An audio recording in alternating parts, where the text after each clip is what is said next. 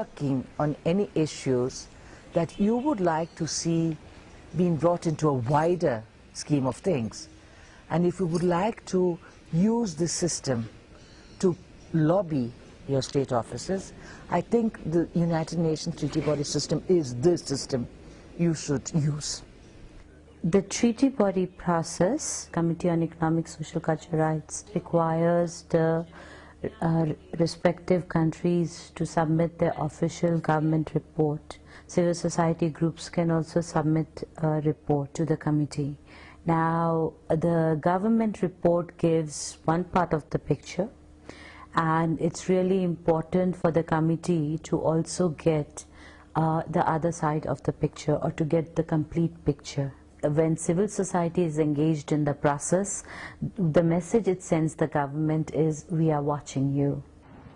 CEDAW is the Committee on Elimination of All Forms of Discrimination Against Women is the primary focus, but our committee, with the equality and non-discrimination provisions and economic, social and cultural rights dimension, also focuses a great deal on gender questions, particularly women's rights.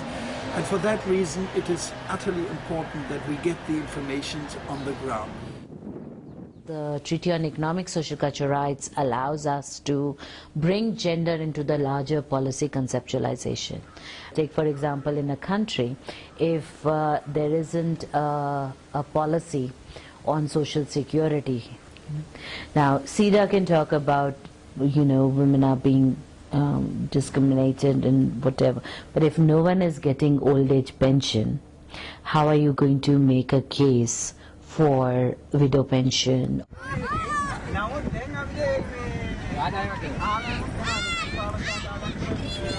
We worked with women and groups from plantation sector in Sri Lanka. Now, plantation sector in Sri Lanka are dominantly Tamils. They were perhaps brought to Sri Lanka during the British occupation as slaves to work in the plantation sector. Of course, given the conflict, the ethnic conflict in Sri Lanka, and even a post-conflict, the situation of the Tamil plantation worker is very marginalized in Sri Lankan context. Now, there are very good organizations, networks, movements raising issues of the Tamil plantation sector.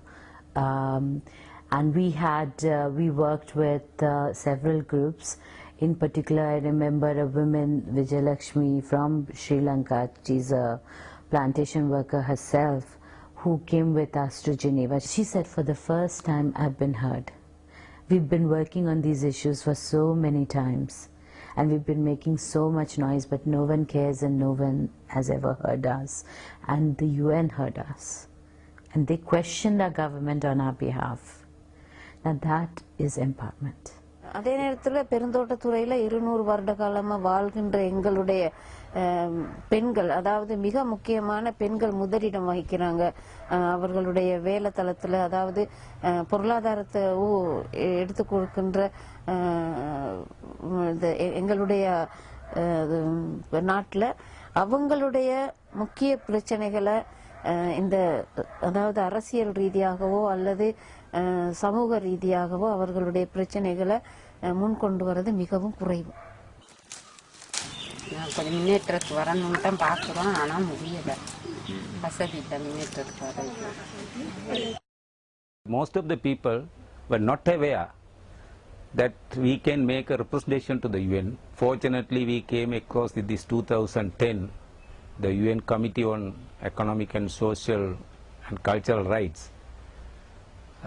requested the reports from civil society from Sri Lanka, and in that process we have got involved with the some national organizations, especially the Law in Society and also the Monolal, who have been coordinating the whole process. This is the first time the parallel report for ESCR was compiled by the CSOs in Sri Lanka.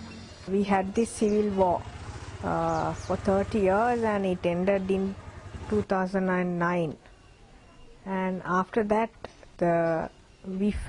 everyone felt that economic, social, cultural rights were neglected.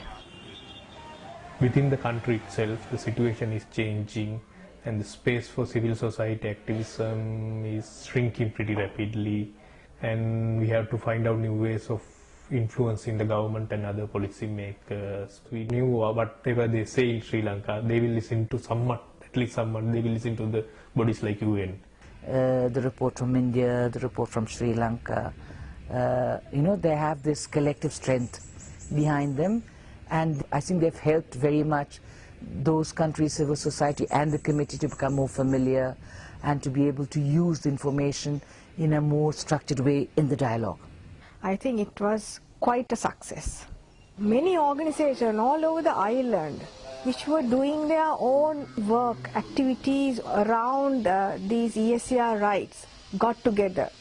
72 organizations, such organizations got together, made a collective, and they contributed collecting information and compiling the report.